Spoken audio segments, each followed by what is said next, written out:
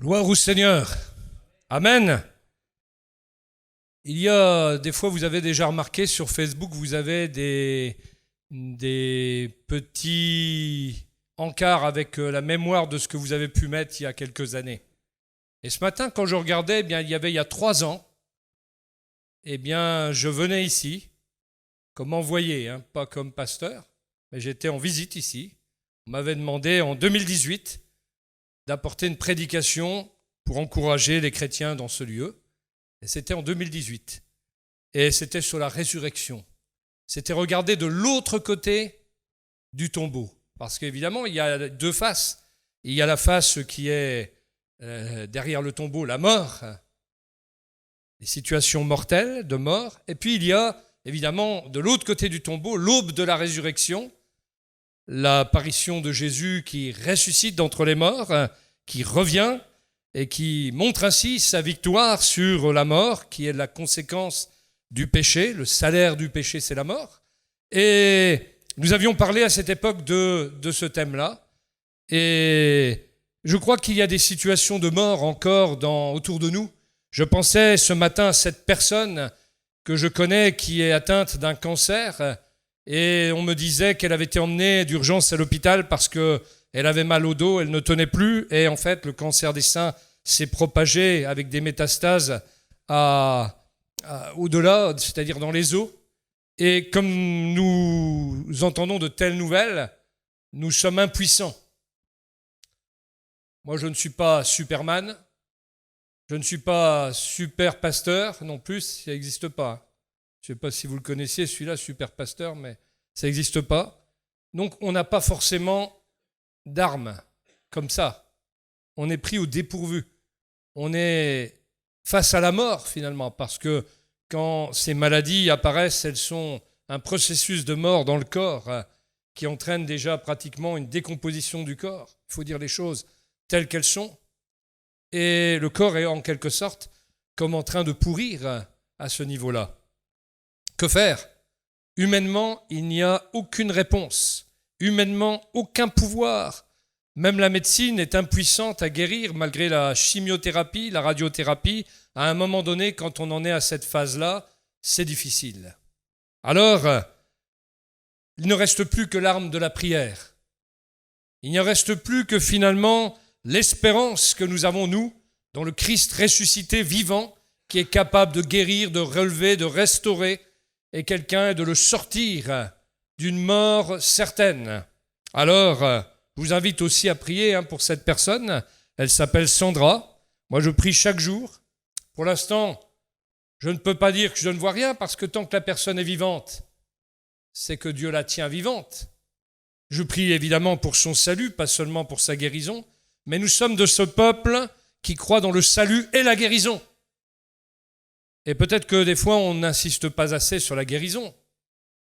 Et puis parfois, pas assez sur le salut, mais je crois qu'il faut prier pour le salut et la guérison faisant partie aussi du processus du salut. Alors prions pour de tels cas, vous en avez aussi autour de vous, j'en suis certain, mais ça nous frappe. Et parfois, on a même comme des doutes qui nous assaillent. Et c'est un peu quelque part la mise à l'épreuve de notre foi. Mais le Seigneur nous dit que quand notre foi elle est mise à l'épreuve, que se passe-t-il ? Ce n'est pas quelque chose de négatif, parce que ça va permettre au Seigneur de faire progresser son œuvre en nous et même de la parfaire et de porter du fruit qui va être parfait. C'est écrit, c'est dans Jacques, chapitre 1, qu'après avoir été tentés dans notre foi, éprouvés dans notre foi, nous allons vivre quelque chose de la perfection de Dieu. Alors, il nous demande de persévérer dans ce verset de l'épître de Jacques, de persévérer. Alors, je vous invite aussi à persévérer face à ces situations. Allons jusqu'au bout parfois, c'est vrai que nous irons jusqu'au bout. Nous l'avons fait pour notre sœur Josiane, par exemple. Et puis, il y a la volonté de Dieu. Parfois, les gens ne sont pas guéris. Il ne faut pas que nous soyons orgueilleux dans notre doctrine. Notre doctrine ne nous a jamais dit que tout le monde serait guéri. Elle nous dit que tous ceux qui s'approchent de Jésus peuvent être guéris. Et quand Jésus était là, ils ont été guéris. Mais c'était Jésus. Les apôtres ont guéri, mais à un moment donné, l'apôtre Paul a laissé Trophime malade à Milette. C'est un mystère, lui qui a guéri tant de gens. Il a peut-être laissé Trophime avec une pneumonie, je ne sais pas ce que c'était exactement, une fièvre. Et pourtant, Trophime était malade. Et il est resté malade. Jusqu'à ce que peut-être la guérison est venue ensuite. Mais en tout cas, Paul a été obligé de le laisser malade à Milette. Pourtant, c'était l'apôtre Paul, avec toute la puissance de Dieu se manifestant à travers son ministère dans la guérison des corps, dans l'expulsion des démons également. Tout le ministère de l'Évangile était là, et pourtant, Paul a été impuissant. Paul n'était qu'un homme. Et Paul utilisait son ministère avec l'aide du Saint-Esprit. Et son ministère était accompagné des signes, des prodiges, des miracles. Mais comme on dit, il était accompagné. Ce n'est pas lui qui les produisait. Et il le savait très bien. Et il a donc dit lui-même, « J'ai laissé Trophime malade à Milette ». Quelle preuve d'humilité également de l'apôtre Paul, qui pourtant croyait dans Jésus ressuscité, qu'il a rencontré lorsqu'il était sur le chemin de Damas, qu'il a rencontré au travers de son ministère, au travers de la démonstration d'esprit et de puissance que le Seigneur a mis en œuvre à travers son ministère. Et pourtant, j'ai laissé Trophime malade à Milette. Des fois, nous tirons un peu trop les versets, voyez-vous, sur la guérison. Alors oui, Dieu guérit. Oui, Jésus guérit. Oui, le Saint-Esprit guérit. Mais, parfois, il y a des plans de Dieu, il y a des chemins de Dieu que nous ne connaissons pas, et il nous faut croire que lui qui est infiniment sage, infiniment intelligent, a des plans qui nous échappent.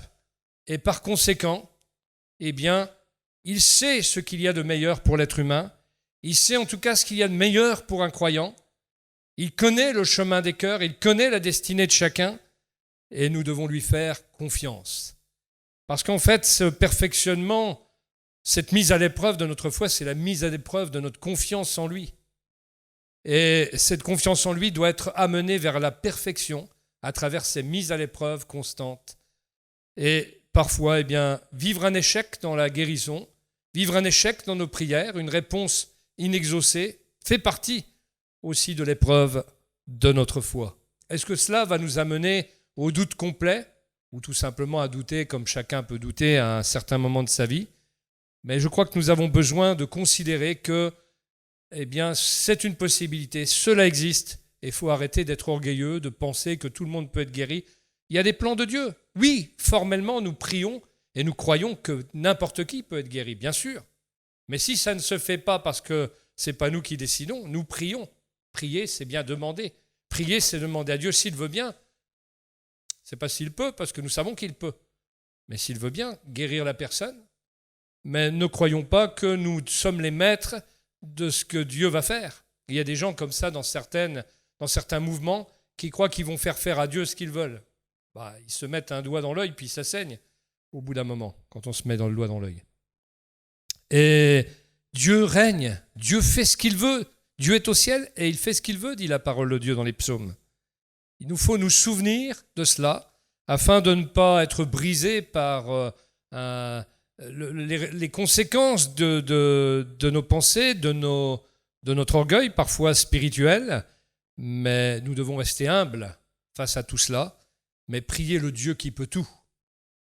Et si Dieu nous fait la grâce de voir des guérisons, nous ne pouvons que le louer, l'acclamer. Bien sûr, il nous faut le proclamer, il nous faut le croire, il nous faut le vivre, mais toujours en laissant une latitude à Dieu qui sait toutes choses, qui peut toutes choses, et qui sait au-delà de ce que nous pensons et imaginons même.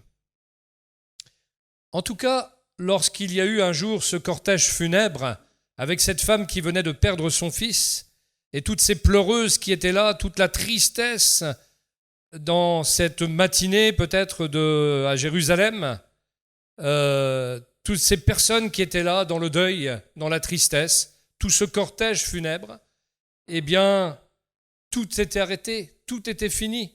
La mort, c'est la fin d'un certain temps. La mort, c'est la fin d'une certaine période pour les gens. Mais voilà que cette femme a perdu son fils qui peut-être illuminait les jours de sa vie. Mais voilà qu'une rencontre fracassante se profile à l'horizon. Jésus passe par là, dans les rues de Jérusalem. Et Jésus vient toucher ce tombeau et parler. et il change tout ce qui est en train de se passer, toutes les circonstances, et il lève l'enfant qui était mort.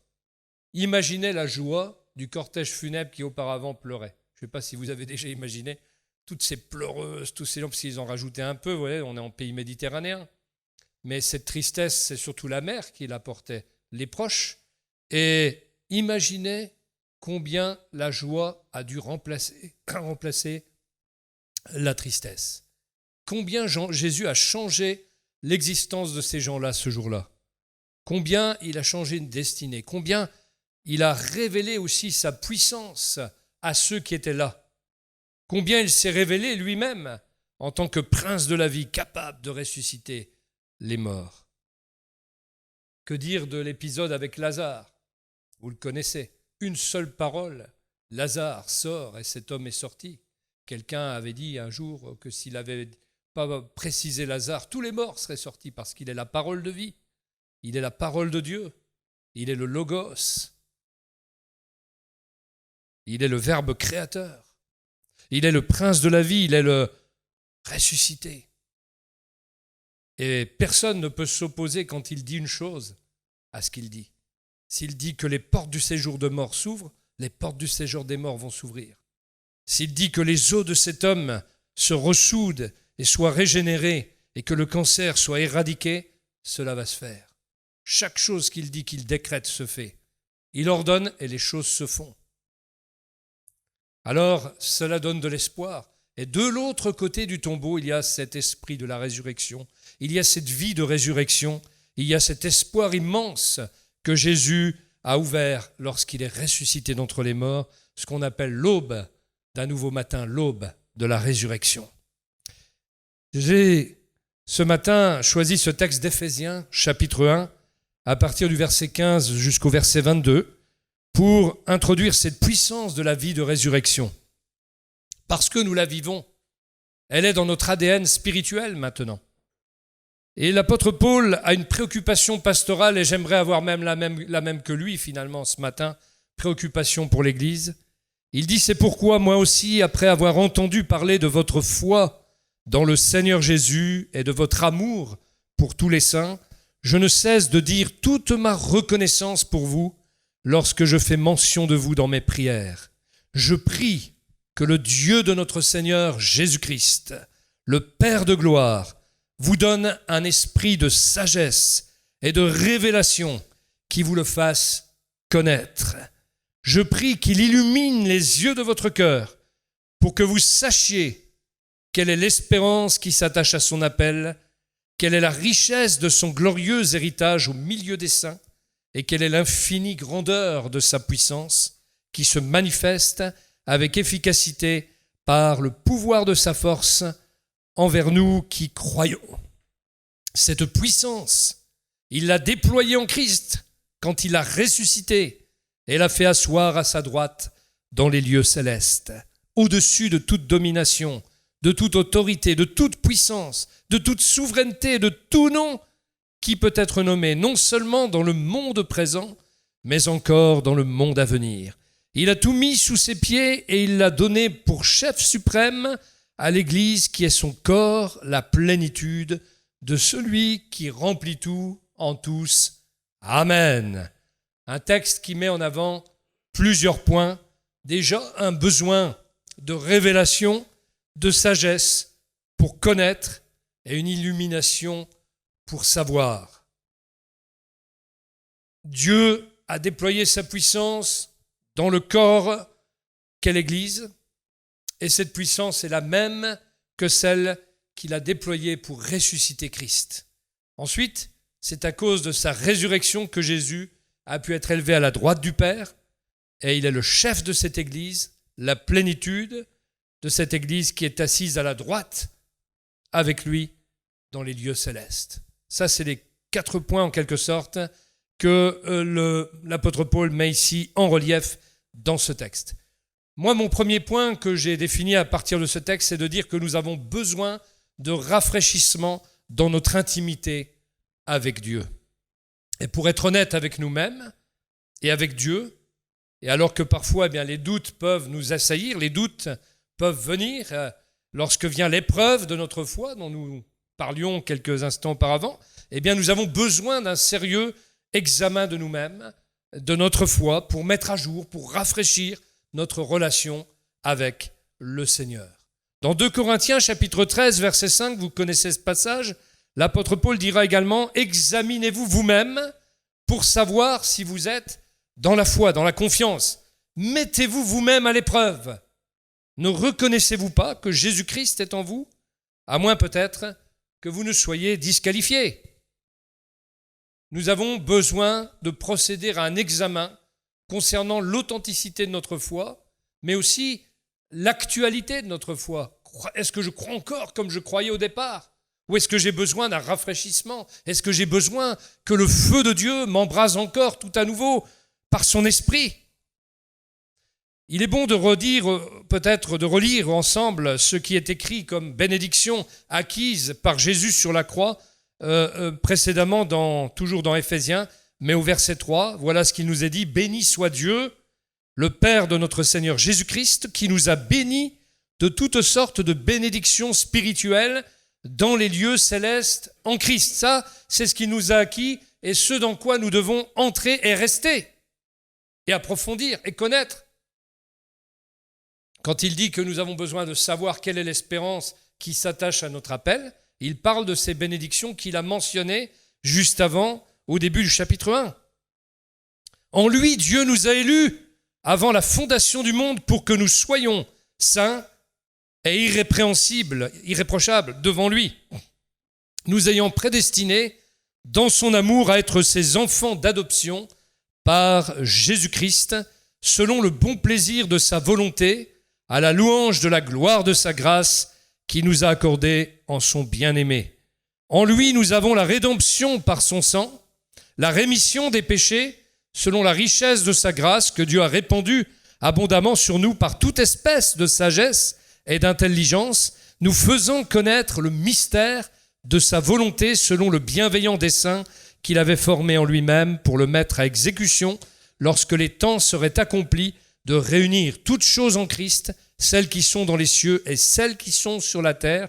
En lui, nous sommes aussi devenus héritiers, ayant été prédestinés, suivant la résolution de celui qui opère toutes choses d'après le conseil de sa volonté, afin que nous servions à la louange de sa gloire, nous qui d'avance avons espéré en Christ. En lui, vous aussi, après avoir entendu la parole de la vérité, l'évangile de votre salut, en lui vous avez cru, et vous avez été scellés du Saint-Esprit qui avait été promis, lequel est un gage de notre héritage pour la rédemption de ceux que Dieu s'est acquis à la louange de sa gloire.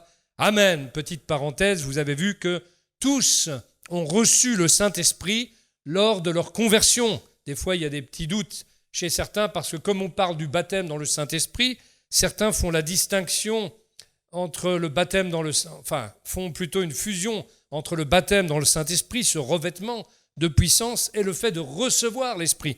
Mais en fait, lorsque nous nous convertissons, lorsque nous donnons notre vie au Seigneur, lorsque nous croyons en lui, dans l'œuvre qu'il a accomplie sur la croix, la Bible dit « Vous avez cru et vous avez été scellés du Saint-Esprit. » Vous avez reçu l'Esprit, sans lequel vous ne pourriez pas être nés de nouveau. C'est l'Esprit de Dieu qui régénère, c'est l'Esprit de Dieu qui nous fait naître de nouveau. Et donc tous ceux qui ont donné leur vie au Seigneur, qui marchent avec lui, ont reçu le Saint-Esprit, et plus encore, ils sont scellés du Saint-Esprit, c'est-à-dire qu'ils sont marqués du sceau de Dieu sur leur vie. C'est-à-dire que vous êtes protégés. Quand le diable vous voit, il voit quelqu'un qui est scellé, qui possède le sceau de Dieu sur son esprit. Et donc, le Saint-Esprit est en plus un gage de notre héritage pour la rédemption de ceux que Dieu s'est acquis à la louange de sa gloire. Et le revêtement de puissance vient soit simultanément, soit après, peu importe, mais en tout cas, ce sont deux choses bien distinctes et non pas deux choses qui seraient la même chose en fait. Donc, pour ceux qui se poseraient la question, vous avez bien reçu l'Esprit Saint lorsque vous avez cru. C'est pour ça d'ailleurs que dans dans le livre des Actes, à Éphèse, chapitre 19, l'apôtre Paul demande qui a reçu le Saint-Esprit. Et quand il demande cela, il demande s'ils ont reçu le revêtement de puissance. Il ne leur demande pas s'ils ont reçu le Saint-Esprit, puisqu'ils ont cru. Nous avons donc besoin de ce rafraîchissement, et quand nous lisons les bénédictions que Paul énumère, il y a quand même un certain nombre de bénédictions. Toutes ces bénédictions ont un trait commun. Elles sont où? Dans les lieux célestes, en Jésus-Christ. Voilà où elles sont acquises. Et voilà où elles se trouvent, et à nous de les prendre. Notre trésor, disait Jésus, c'est aux cieux. Si votre trésor est au ciel, là où est votre cœur, là aussi, là où est votre trésor, là aussi sera votre cœur, ou là où est votre cœur, là aussi sera votre trésor. Je ne sais plus lequel des deux. Paul était reconnaissant à Dieu pour l'authenticité de la foi des croyants d'Éphèse et de leur amour pour les autres croyants. Parce qu'une foi qui ne développe pas l'amour pour les autres est une foi morte, est une foi qui n'a pas beaucoup de consistance. Et nous avons besoin d'un examen non seulement de notre engagement dans l'intimité du Seigneur, de notre connaissance de sa personne, de l'approfondissement de cette connaissance, de cette amitié que nous devons avoir avec lui. Mais comme Paul le fait remarquer dans son action de grâce ici, avoir une foi authentique nous rapproche de nos frères et sœurs par le tissage de liens personnels, une saine préoccupation pour les autres et en ne faisant surtout pas exception de personne. L'apôtre Jacques dira, si vous accueillez le riche et que vous lui donnez une place de luxe parmi vous, et puis que à celui qui est de condition plus modeste, vous lui dites assois-toi par terre, vous faites exception de personne. Et finalement, vous vous attirez quelque part une condamnation sur vous, parce que en Christ, tous sont égaux. Il n'y a ni riche ni pauvre. Bienvenue aux riches, mais bienvenue aux pauvres. Bienvenue à celui qui n'a rien, parce qu'il a la foi, et c'est déjà précieux. C'est déjà cette richesse dont il est doté. Rappelez-vous les ossements desséchés dans Ézéchiel. Les ossements, au fur et à mesure qu'ils reprennent vie, ils se rapprochent les uns des autres. Ça nous parle aussi de cette fraternité. Alors il est question d'Israël, bien entendu au départ, il ne faut pas mal interpréter les textes, il est question de la restauration de l'État d'Israël, et les hommes là-bas se rapprochent les uns des autres pour fonder cet État depuis 1948, mais en même temps, dans le domaine spirituel, l'interprétation de ce texte nous parle aussi de l'Église, qui parfois a été, autrefois nous étions des ossements desséchés, et quand le Seigneur a suscité l'Église, en quelque endroit de la terre, eh bien, les ossements desséchés se rapprochent les uns des autres lorsqu'ils reprennent vie. Et ça forme l'Église, le corps de Christ, la représentation locale de l'Église à tel et tel endroit. Et les croyants ne peuvent que se rassembler ensemble, ceux qui font courir le bruit qui a plus besoin d'avoir d'église locale, qu'on peut regarder le culte à la télé, se fourvoient complètement et sont complètement à côté de la plaque. C'est aussi une manière de ne pas s'engager. C'est aussi une manière de ne pas aller vers les autres. Mais face au Seigneur, quand le Seigneur nous posera certaines questions, il faudra bien répondre. Et on aura beau dire que c'était à la télé qu'on a vu ça ou qu'on a vu... Mais qu'est-ce que tu as vécu dans le domaine normal de la vie? Alors c'est bien la télé quand on n'a rien d'autre. Pendant le confinement, on était bien content d'avoir ces instruments-là. Mais ce n'est pas ça l'Église. Et ce n'est pas ça que sera l'Église demain, contrairement à ce que beaucoup pensent. L'Église a toujours été, depuis 20 siècles, une Église physique, avec des membres vivants qui se rapprochent les uns des autres. Elle continuera à être ce que le Seigneur a voulu qu'elle soit. C'est comme les rayons d'une roue. Je regardais un vélo chez moi hier, et quand une roue tourne, vous remarquez que les rayons de la roue, ils se rapprochent les uns des autres. Ils se rapprochent du centre. Le centre, pour nous, c'est Christ. Et plus on se rapproche du centre, plus on se rapproche de Jésus, et plus on se rapproche des autres. Sinon, croyez-moi, si on ne se rapproche pas les uns des autres, c'est qu'on ne s'est pas rapproché de Jésus. Même la mécanique, finalement, la simple mécanique des cycles, avec la roue d'un vélo, nous enseigne que plus les rayons de la roue s'approchent du centre, et plus ils se rapprochent aussi les uns des autres.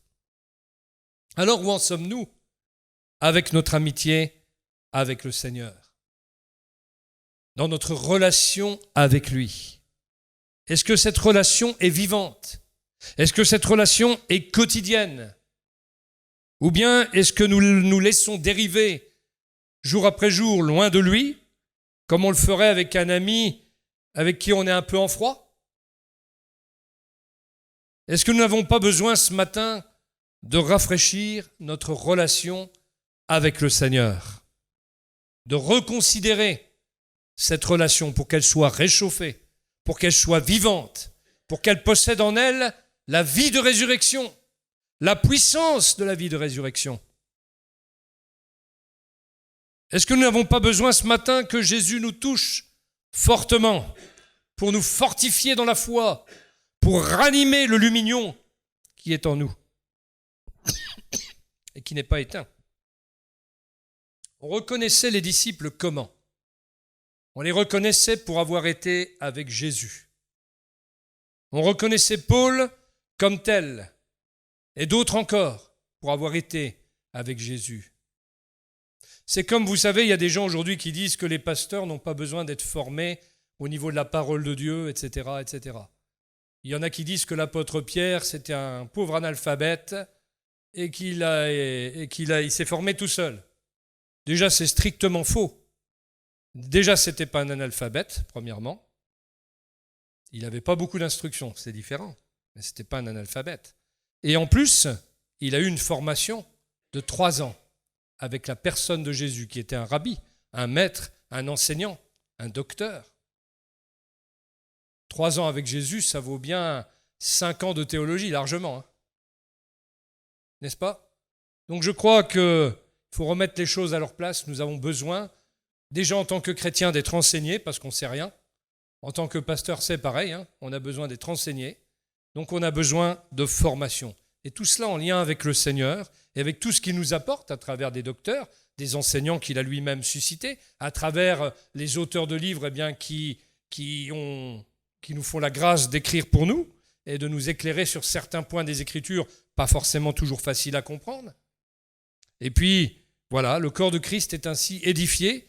Et nous avons besoin d'être formés par le Seigneur aussi dans l'être intérieur, d'avoir ce contact journalier avec lui. Alors, nous avons besoin qu'il nous touche et qu'on puisse nous reconnaître comme des disciples qui vivent dans la présence de Jésus. Alors, qu'en est-il de nous? Qu'en est-il de toi, mon frère, ma sœur? Paul va prier pour que le Père glorieux, c'est ce qu'il dit, le Père de gloire, le Père glorieux, ici il est question de la gloire de la présence de Dieu qui transforme l'atmosphère. Eh bien, il prie pour que le Père glorieux donne aux croyants un esprit de sagesse, un esprit de révélation. Et nous avons besoin, dans notre foi en Christ ressuscité, d'être rafraîchis par une saine révélation qui ne peut nous venir que du Saint-Esprit. Il est question d'un esprit de révélation avec un petit e, il n'est pas question du Saint-Esprit. Mais qui peut nous révéler Christ sinon le Saint-Esprit? Et le fait que Paul utilise le petit e pour parler de notre esprit à nous, parle de notre adhésion, de notre participation à ça. Vous remarquerez que vous ne recevez pas forcément une révélation tous les jours. Pourquoi? Parce que pour recevoir une révélation tous les jours, sur les Écritures, sur Christ, c'est possible. Mais comment? En adhérant nous-mêmes, en disant « Seigneur, révèle-moi ». Donne-moi cette sagesse, donne-moi un esprit de révélation, comme l'apôtre Paul a prié pour cela. En tant que pasteur de l'église d'Éphèse, à ce moment-là, il prie pour que le peuple de Dieu soit rafraîchi par une révélation et une illumination qui fasse connaître Christ encore plus profondément au cœur de ses croyants. Donc c'est possible de connaître une révélation en lisant les Écritures, de mieux comprendre un passage, de mieux comprendre qui est Christ pour nous, d'avoir une révélation de sa personne, de sa gloire, mais il faut adhérer, il faut recevoir cet esprit de révélation et de sagesse. Et il ne s'agit pas de fantaisie, vous savez, des gens qui disent « Christ m'a dit, l'Esprit m'a dit », j'en connais, il y en a même, ils vous remplissent toute une journée en vous en parlant. Mais quand vous voyez leur vie, c'est différent. Déjà, vous ne les voyez pas dans les églises, vous ne les voyez pas très engagés dans l'œuvre de Dieu, ils ont toujours tout un tas de prétextes. Ah, mais le Saint-Esprit leur a parlé, ils sont meilleurs que les autres, ils ont plus de révélations. Même le pasteur, il n'est même pas digne de leur parler, tellement qu'eux, ils ont des révélations, puis pas le pasteur. Hein. Il ne s'agit pas de ces fantaisies-là, mais de recevoir vraiment un esprit de révélation pour mieux connaître le Seigneur dans notre vie profonde avec lui. Et ça se voit. On nous reconnaîtra alors pour avoir été avec Jésus. Les autres, on les reconnaît surtout comme des gens avec des canulars, des fantaisistes dont on s'éloigne, et très vite, on en a assez de les entendre. On reconnaissait les disciples pour avoir été avec Jésus, dans une relation profonde, une amitié profonde avec le Seigneur, un peu comme Abraham. Et donc Paul prie pour que les croyants reçoivent cet esprit de révélation, cet esprit de sagesse. Et il évoque ainsi les bénédictions en même temps dans lesquelles ils doivent entrer. Et il va nous parler de 2 outils que Dieu utilise et nous propose. Et cette révélation et cette illumination viennent bien entendu, comme je l'ai dit, du ministère du Saint-Esprit en faveur du croyant. Le Saint-Esprit qui est venu à nous à la conversion continue à se manifester, à nous révéler des choses, et il nous communique la connaissance de Dieu et cette certitude de la foi dont nous avons besoin pour vivre chaque jour dans la communion avec Dieu et dans une foi vivante. C'est encore le Saint-Esprit qui a inspiré les Écritures. Et parce que c'est par les Écritures que Dieu veut nous parler, eh bien, il nous permet de comprendre le conseil de Dieu. Il nous révèle le conseil de Dieu, le plan de Dieu, la volonté de Dieu pour nous au travers des Écritures, en éclairant cette Écriture, c'est-à-dire en l'illuminant, c'est le mot qui est employé. Nous avons aussi besoin, l'apôtre Paul en parlera au chapitre 6 d'Éphésiens, d'être fortifiés par l'Esprit de Dieu dans l'homme intérieur, dans notre être intérieur, pour que notre foi soit victorieuse, pour qu'elle soit dynamique, pour qu'elle soit source de bénédiction autour de nous, et pour qu'elle nous fasse toujours plus croître et grandir dans la sagesse et la grâce de Dieu. Et Paul souhaitait que les croyants, eh bien, ils aient une plus grande assise, une plus grande pénétration des Écritures, du plan de Dieu pour eux. Il voulait qu'ils reçoivent une portion de sagesse. Et là, le mot qui est employé parle de la sagesse des choses profondes de Dieu. Il voulait qu'ils reçoivent une révélation, et c'est le mot apocalypsis qui a donné Apocalypse, ce qui signifie découvrir ce qui nous était caché, ce qui nous était voilé. Et qu'ils aient une claire compréhension du plan de Dieu, une plus grande pénétration du sens de l'Évangile et un plus grand discernement de la volonté de Dieu pour leur vie. Voilà ce qu'était le souhait de l'apôtre Paul, parce que Dieu veut nous équiper pour que nous puissions accomplir notre destinée en lui. L'illumination du cœur, l'illumination de l'entendement, c'est aussi traduit. Il s'agit des pensées. Les pensées donnent des paroles, et les paroles donnent des actes. Eh bien, c'est cela ce qu'il y a dans le cœur, dans l'entendement. Les pensées, les paroles, les actions, tout ce qui va faire notre vie. C'est le noyau de l'homme intérieur, de l'être intime. Et c'est cela que Dieu veut toucher et qu'il veut illuminer pour que nous puissions entrer profondément dans son intimité, dans ce qu'il veut pour nous. Et surtout cet héritage qui s'attache aussi à l'appel qu'il nous a lancé. Cet héritage dans lequel nous devons entrer et que nous devons posséder, saisir pour nous capter vers nous.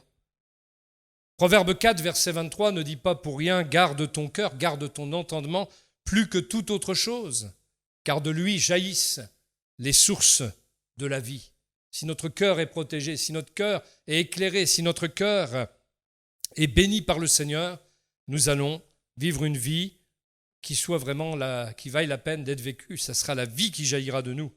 Celui qui croit en moi, des fleuves d'eau vive jailliront de ses entrailles. Nous débordons alors de la vie de Dieu vers les autres. Nous avons besoin de sa lumière dans notre cœur parce que des fois on n'est pas éclairé, on est comme enténébré sur certaines choses. Il semble des fois que nous ne voyons pas, nous ne comprenons pas ce qui se passe. Nous avons besoin de la lumière du Seigneur dans notre cœur. Et Jésus est la lumière du monde. Et il a promis que celui qui le suit ne marche pas dans les ténèbres, mais il aura la lumière de la vie. Jean 8, verset 12, je crois. En Jésus était la parole de vie, et cette vie était la lumière des hommes, dit Jean chapitre 1 dans son prologue. La parole était la vie, et cette vie était la lumière des hommes. Voilà le premier point qu'on peut soulever à travers ce texte. Le deuxième, c'est le moyen que Dieu nous offre, la puissance de la résurrection. Alors qu'il est question, à travers cette célébration d'aujourd'hui, la Pâque, mais à travers la Pâque de la résurrection de Jésus, Cette réalité, elle nous rejoint surtout à nouveau ce matin, dans cet examen de notre foi. Est-ce que Christ est vivant dans ma foi? Est-ce que je crois dans le Christ ressuscité? Est-ce que le Christ dont je témoigne, j'y crois vraiment? Est-ce que j'ai une relation chaque jour avec lui? Nous prêchons Christ et son évangile, mais si Christ n'était pas ressuscité, notre prédication serait vaine, notre prédication serait creuse, elle serait sans sens, elle serait même inutile. Tout repose sur la résurrection. Le christianisme sans résurrection, c'est rien du tout. C'est une coquille vide. C'est toute la différence avec toutes les autres religions. Sans la résurrection, il n'y a plus de christianisme. Toute notre espérance céleste dans ce monde repose sur ce fait de la résurrection. Il n'y a pas de christianisme sans résurrection. La résurrection du Seigneur est la base de notre foi. Les premiers disciples prêchaient la résurrection. Ils vivaient en parlant de cette résurrection. C'était tout récent pour eux. Nous avons besoin de rafraîchir la mémoire, les siècles étant passés. Mais eux, ils vivaient dans cette perspective. Ils vivaient dans la réalité de Jésus ressuscité. Et la résurrection du Seigneur, c'est la base de notre foi. Dans Apocalypse chapitre 1, verset 8, quand Jésus se révèle à Jean en exil sur l'île de Patmos, il dit « Je suis l'alpha et l'oméga, dit le Seigneur Dieu, celui qui est, qui était et qui vient, le Tout-Puissant. » Jésus se révèle comme l'alpha et l'oméga, celui qui est, qui était, parce qu'il est mort un jour et qui vient. La résurrection du Christ a été la condition et la promesse de la notre résurrection à nous. C'est l'historien, je ne sais pas si vous avez déjà entendu parler de lui, historien spécialiste du christianisme du XXe siècle, Jean Delumeau, qui a dit « Notre mort a été engloutie dans la victoire de la résurrection de Christ ». Voilà un historien bien éclairé, qui a tout compris et qui vraiment dit ce qui est écrit dans la Bible. Saint Augustin, vous le connaissez, celui-là, on va dire un apôtre du IIIe siècle, dira « La compréhension est la récompense de la foi. Ne cherche donc pas à comprendre pour croire, mais crois afin de comprendre, parce que si vous ne croyez pas, vous ne comprendrez pas. » Je le disais souvent, mais je ne savais pas que saint Augustin l'avait dit avant moi. Nous devons croire avant de comprendre, et quand nous croyons, nous comprenons. L'ange, dans Marc chapitre 16, verset 6, dira « Ne vous effrayez pas » lorsqu'il salue les femmes qui se rendent au sépulcre. « Ne vous effrayez pas, ne vous effrayez pas. C'est Jésus le Nazaréen que vous cherchez, le crucifié. Il est ressuscité. Il n'est pas ici. » On pourrait même dire « Il n'est plus ici. » Alléluia. Et si Jésus n'était pas ressuscité des morts, disait Billy Graham, aucune personne normale n'aurait rendu gloire pour quelque chose d'aussi hideux et répugnant qu'une croix teintée du sang de Jésus, et une tombe non ouverte n'aurait jamais ouvert le ciel. Comment expliquer qu'il y ait autant d'hommes et de femmes qui croient en Jésus? Comment expliquer qu'il y ait autant d'hommes et de femmes qui ont aussi accepté le martyre, la persécution, alors qu'ils auraient pu renier le Seigneur si Jésus n'avait pas été vivant? Jésus va répéter, toujours dans le chapitre 1, « N'aie pas peur. Je suis le premier et le dernier, le vivant. J'étais mort, et voici je suis vivant au siècle des siècles. Je détiens les clés de la mort et du séjour des morts. » Voilà ce que Jésus répète à Jean, comme pour que ça s'ancre bien. Et nous apprenons ainsi que Jésus a vaincu la mort, que la Bible appelle d'ailleurs la reine des épouvantes. Et il a libéré les croyants de la peur de la mort. Oui, le salaire du péché, c'est la mort, et certains croyants doivent encore passer par la mort physique, mais pour eux, ce n'est qu'un passage. C'est comme passer par la vallée de l'ombre de la mort, mais immédiatement, ils se retrouvent dans la présence du Seigneur. Et puis ceux qui seront restés pour l'avènement du Christ, et surtout cet extraordinaire événement qui doit se produire, l'enlèvement de l'Église, eux seront transmués sur les nuées du ciel et ne passeront pas par la mort physique. Et Paul a saisi la puissance de la résurrection. Et c'est cette puissance qu'il a saisie et qui l'a conduit, lui, l'apôtre fanatique et aveugle, à connaître Jésus qu'il persécutait, et à entrer dans la vraie vie offerte par lui. Il prie là pour que les croyants reçoivent la dynamis de Dieu, ce mot qui a donné la dynamite, la puissance de Dieu, la dynamis, qui est nécessaire pour que l'espérance puisse s'accomplir en nous, pour que les choses se réalisent et qu'on entre en possession de notre héritage. Vous savez, le croyant qui ne reçoit pas la dynamis, il reste un peu sur le seuil de cette vie que le Seigneur lui propose. Il reste un petit peu en deçà. Mais recevoir cette dynamis de la vie de résurrection, recevoir cette dynamis dont l'apôtre Paul parle, ça nous permet d'entrer dans la réalisation des choses, d'entrer dans la mise en œuvre, d'entrer dans l'héritage qui est le nôtre, de se procurer ce qui en fait partie, d'acquérir ce trésor, d'en profiter, d'en jouir. En quelque sorte, c'est comme jouir de ses privilèges. Beaucoup de chrétiens vivent en dessous de leurs moyens. Je ne parle pas des moyens financiers, je parle des moyens spirituels. Nous vivons en dessous de nos moyens. Paul nous parle de la puissance, la grande puissance de Dieu. Ça nous permet de réaliser la vie chrétienne. Et les croyants ont besoin d'avoir les yeux éclairés pour connaître la grandeur de cette puissance, nous dit l'apôtre Paul, la grandeur de la puissance de Dieu qui peut les fortifier par l'œuvre du Saint-Esprit en eux. Et cette puissance, Paul en parle en utilisant 3 mots, 3 formes de cette puissance. Ces formes ne parlent pas d'une différence, mais elles nous parlent surtout de la plénitude, de la variété de cette puissance. Cette puissance est tellement grande qu'on ne peut pas la définir avec un mot. Il en faut plusieurs. Et l'apôtre Paul utilise dans les versets que nous avons lus, mais vous ne le voyez pas, énergeia, qui est le mot qui a donné énergie. Et ça nous parle d'activité, d'opération, de manifestation. Et nous avons besoin que Dieu se manifeste à nous. Et nous avons besoin de manifester les œuvres de puissance de Dieu également dans notre vie quotidienne. Il utilise le mot kratos. Et vous savez que tout puissant, c'est pantokrator en grec. Et donc, c'est la force qui est exercée par Dieu souverainement. Et nous avons besoin de cette kratos, de cette puissance. Et le mot ischus également est employé, qui signifie puissance, grande force en soi-même. Nous avons besoin de vivre la plénitude de cette puissance dont Paul n'avait même pas assez de mots pour parler. Et pour que la ferme espérance que nous avons dans le Seigneur se transforme chaque jour en une réalité glorieuse, quotidienne, de façon à nous faire entrer dans notre héritage, eh bien Dieu a à notre disposition une puissance si grandiose que c'est la puissance qu'il a déployée pour ressusciter Christ d'entre les morts et le faire asseoir à sa droite dans le ciel. Et Paul encourage les croyants à recevoir et à entrer en contact avec cette force, avec cette puissance divine. Lorsque nous allons au contact du trône divin, il nous faut recevoir cette puissance divine qui va nous permettre d'aller plus loin avec lui. Dans Éphésiens chapitre 3, verset 21, un peu plus loin donc, dans le livre, Paul va en parler et il va dire « À lui soit la gloire dans l'Église et par Jésus-Christ dans tous les temps et pour toujours. Amen. À celui qui par la puissance qui agit en nous peut réaliser infiniment au-delà de ce que nos prières peuvent demander ou que notre imagination ose espérer. » Tiens, Fabrice, l'apôtre Paul, on ne le sait pas des fois parce que quand c'est écrit, tu ne le distingues pas forcément, mais quand il écrit, c'est comme s'il faisait une louange à un moment donné.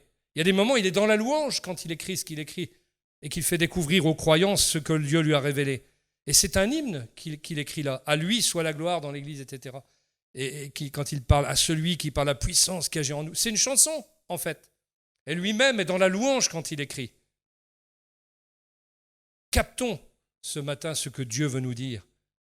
Assimilons, imprimons, j'oserais dire, ce que Dieu veut nous dire. Il veut vraiment que la puissance qui agit en nous puisse réaliser infiniment au-delà de ce que nos prières peuvent demander ou que notre imagination ose espérer. C'est grand. À nous de développer ça avec son aide, avec l'esprit de sagesse et de révélation qu'il veut nous communiquer. La résurrection de Christ est la preuve positive de la justification du croyant également. C'est un indice de notre gloire éternelle à venir avec le Seigneur. Romains chapitre 4, verset 25 nous dit « Ne fut-il pas livré à cause de nos fautes et ressuscité afin que nous soyons déclarés justes aux yeux de Dieu ?» Alors qu'avons-nous à nous en faire ce matin ? Il n'y a plus de condamnation pour ceux qui sont en Jésus-Christ. Et nous sommes déclarés justes aux yeux de Dieu. La preuve, Jésus est ressuscité, c'est la preuve pour nous de notre justification. Aux yeux de Dieu, nous sommes déclarés justes à cause de ce qu'il a fait pour nous. Le troisième point, c'est que nous avons, à travers la résurrection et la puissance de la vie de résurrection, une position en Christ à occuper, une place en Christ à occuper. À cause de la résurrection, Jésus, nous avons vu, s'est assis à la droite du Père, d'où il a répandu son esprit dans les cœurs. Et cette position de Christ dans les lieux célestes, eh bien, nous voyons dans la parole de Dieu qu'elle est au-dessus de toute domination, de toute autorité, de toute puissance, de toute souveraineté et de tout nom qui peut être nommé, non seulement dans le monde présent, mais encore dans le monde à venir. Et c'est cette puissance de résurrection-là et la position qui en découle, qui garantit notre espérance à nous, notre position à nous, et même notre bonheur en lui de chaque jour.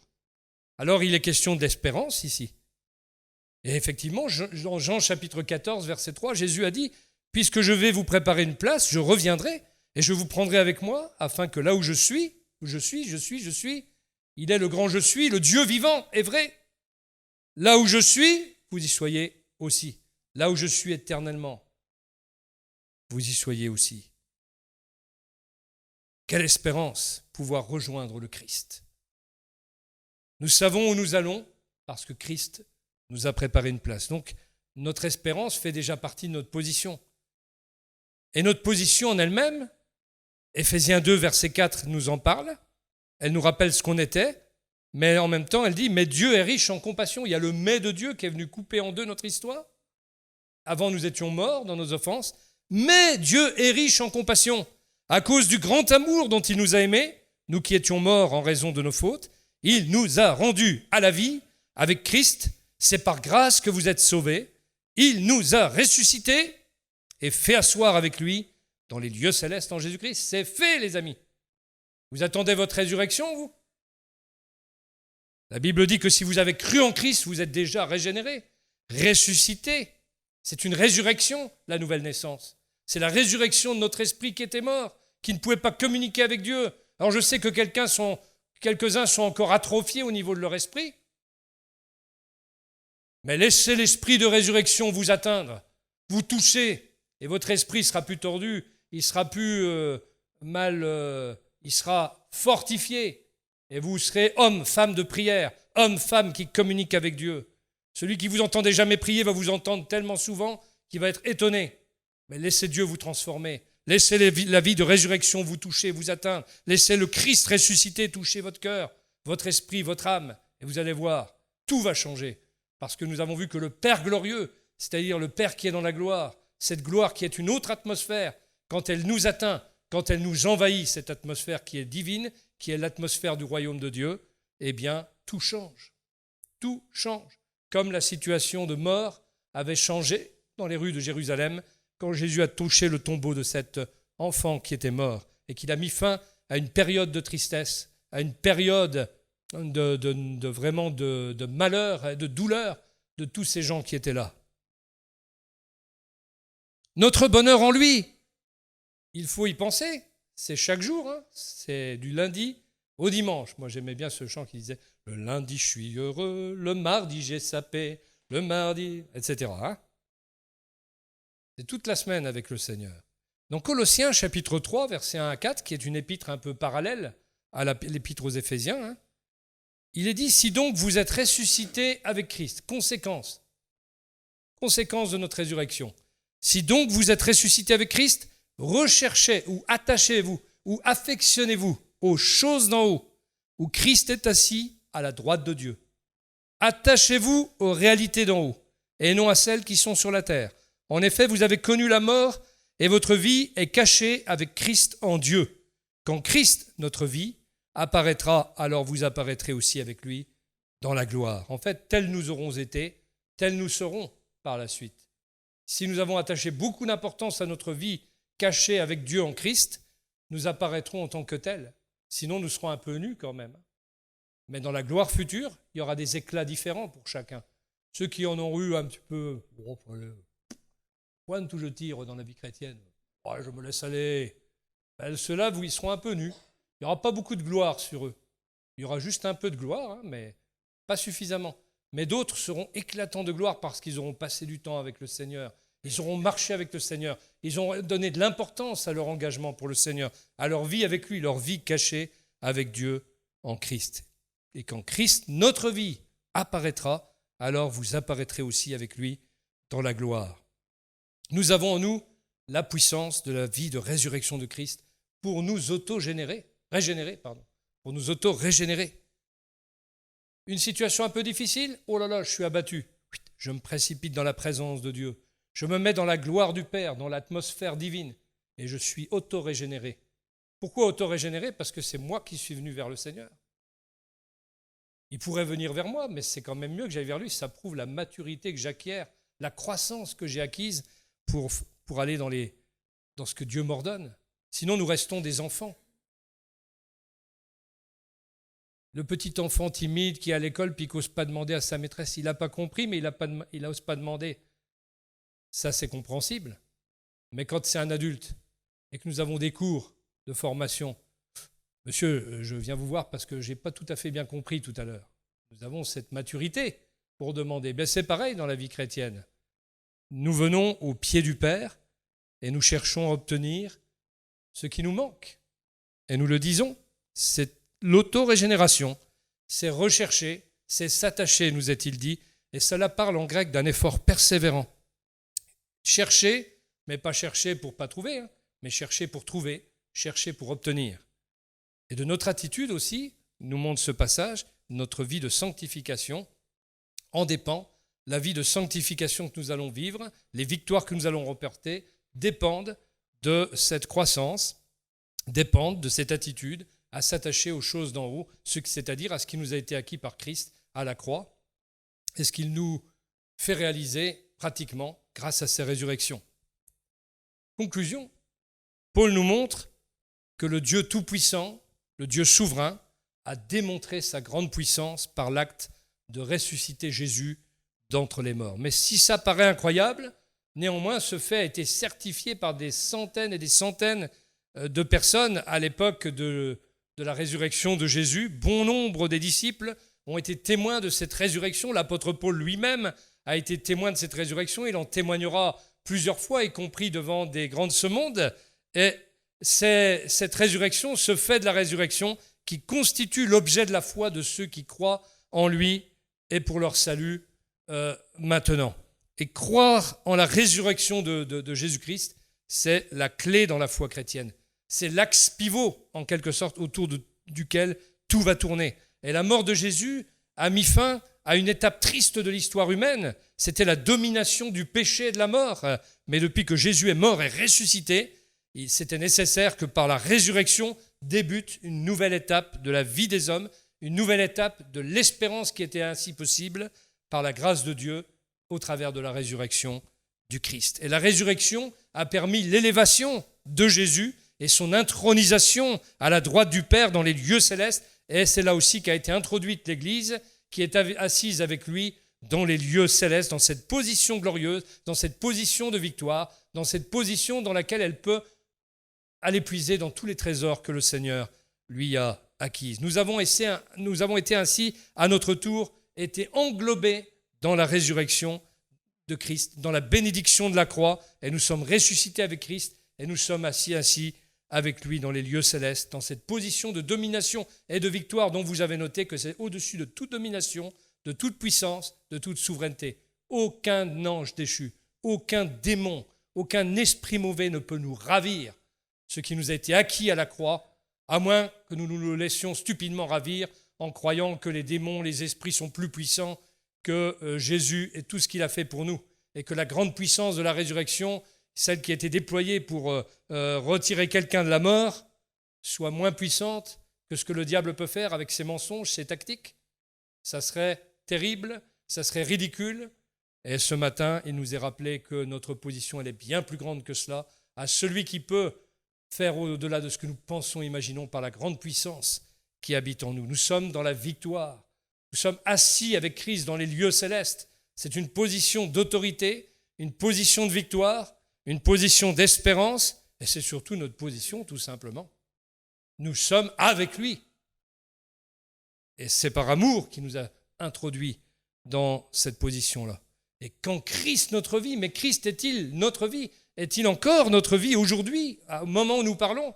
Ou avons-nous besoin de revenir à lui et d'avoir la foi dans le Christ ressuscité? C'est la question que notre examen de conscience et de foi doit répondre. Il y a des bilans à faire dans la vie. Des fois, on fait le bilan de santé. Des fois, il faut faire un bilan de notre santé spirituelle.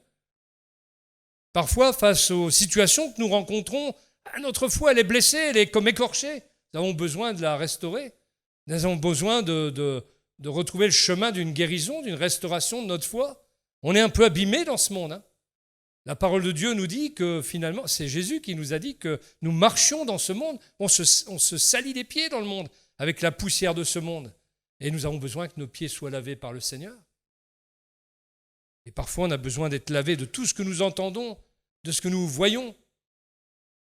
Mais pour ça, le contact du trône de Dieu chaque jour est vital pour nous permettre de vivre dans cette vie de résurrection et cette position que le Seigneur nous a acquise.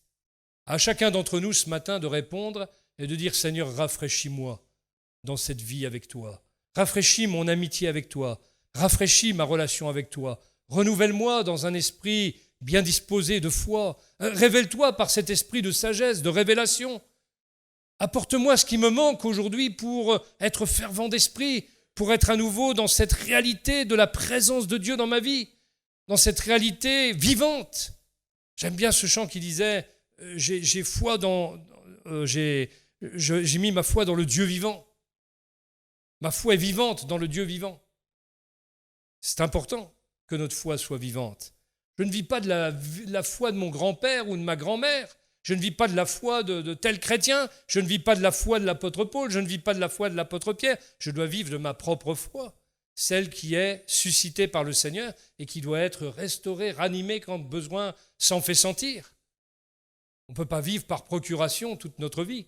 Il nous faut vivre avec ce que le Seigneur nous a donné, cette ressource infinie qu'est sa puissance, la puissance de la vie de sa résurrection. Amen.